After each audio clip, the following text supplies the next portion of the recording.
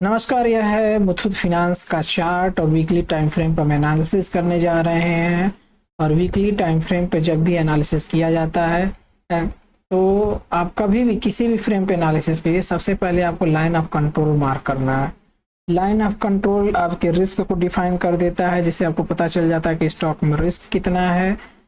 और जब एक बार रिस्क डिफाइन हो गया तो फिर आप उसको कंट्रोल कीजिए, उसको अगर कंट्रोल मैनेज कर लिए तो फिर प्रॉफिट आपका ऑलमोस्ट बन ही जाता है। अगर रिस्क नहीं डिफाइन कर पाए तो जितना भी प्रॉफिट बना है वो भी आपके हाथ से निकल जाएगा।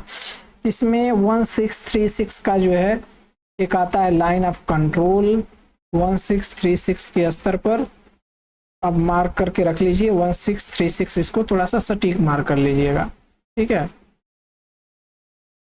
तो हमने एक मोटी मोटा मार्क कर दिया 1636 के स्तर का, आप लाइन ऑफ कंट्रोल मार्क कीजिए। और उसके बाद हम देखते हैं कि स्टॉक का परफॉर्मेंस क्या है।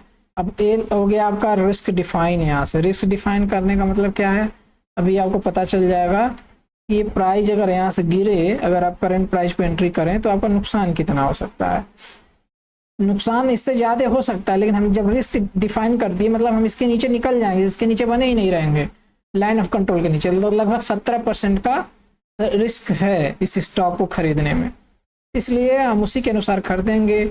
इस 17% को हम एडजस्ट कैसे करेंगे कि हम करंट भाव पे 25% से अधिक नहीं खरीदेंगे।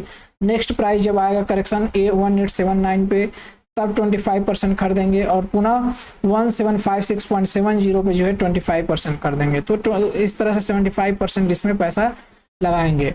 और जब कोई प्राइस 1636 के आसपास देखने को मिलेगा तब हम पुनः 20% लगाएंगे, 25% लगाएंगे। तो इस तरह से 4 बार लगाएंगे 25% करके, इस तरह 100% लगेगा। लेकिन जब भी वीकली टाइम फ्रेम पे यानी सैटरडे या संडे को देखिएगा, जब भी इसका प्राइस 1636 के नीचे क्लोजिंग दे देगा तो पूरी तरह से एग्जिट कर जाएंगे। फिर हम नहीं बने रहेंगे, ना कोई फ्रेश पैसा लगाएंगे।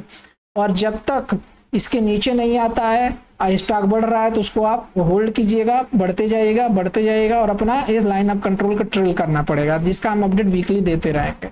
ओके, या कोई यहाँ नेगेटिव चार्ट पैटर्न बनेगा तब हम एग्जिट कर जाएंगे। तो एक थोड़ा सा अगर देखें, थोड़ा सा यहाँ नेगेटिव एक चीज बन रहा है, और वो है यहाँ अगर आप देखेंगे डाइवर्जेंस, यहाँ एक डाइवर्जेंस बन रहा है, ठीक है। इसलिए इसमें करेक्शन पॉसिबल है कभी भी। अभी इसमें डाइवर्जेंस जो है वर्क नहीं कर रहा है, जब इसके नीचे जाएगा प्राइस तब मान के चलेंगे काम करेगा। तो शॉर्ट टर्म में इसमें आपको 1840 तक के पॉसिबल करेक्शन देखने को मिल सकते हैं इस डाइवर्जेंस की वजह से। इस डाइवर्जेंस को नोटिस कीजिए और पैसा उसी रेशियो में लगाइए जहां लॉस कम हो। लाइन ऑफ कंट्रोल के जितना आसपास भाव मिलेगा पैसा उतना अधिक लगाना है, जितना दूर मिलेगा उतना कम लगाना है, और कम से कम 3 से 4 भागों में लगाना है। 4 भागों में करना है तो 25% का रेशियो बना लीजिए, 2500 को 100, और 3 भागों में लगाना है तो 33% करके लगाइए। तो ये हमारी राय रही मुथूट फिनांस पे।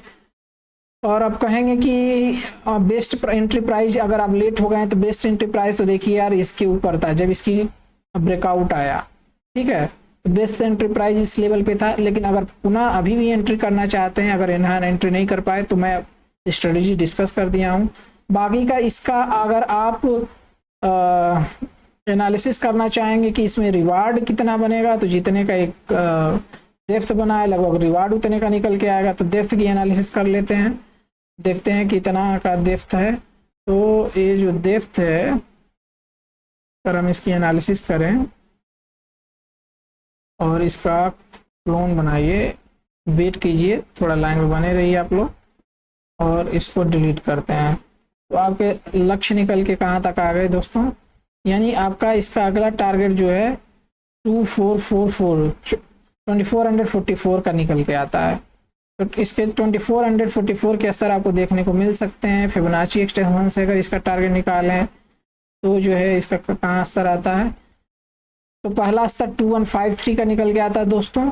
और अगर इसका फिर ब्रेकआउट करेगा, तो अगर कोई निगेटिव पैटर्न नहीं बनता है, इसका ब्रेकआउट करता है तो 2914 के स्तर भी देखने को आपको मिल सकते हैं। तो ये हमारी राय रही मुथूट फिनांस पे। ये केवल एजुकेशनल पर्पज के लिए, कोई बाय सेल का रिकमेंडेशन नहीं है। किसी भी खरीदारी या बिकवाली से पहले अपने स्वयं के विवेक का इस्तेमाल करें और अपने फाइनेंशियल एडवाइजर की सलाह लें। हमारे चैनल को लाइक, सब्सक्राइब और शेयर कर सकते हैं ऐसे ही अपडेट पाने के लिए। धन्यवाद।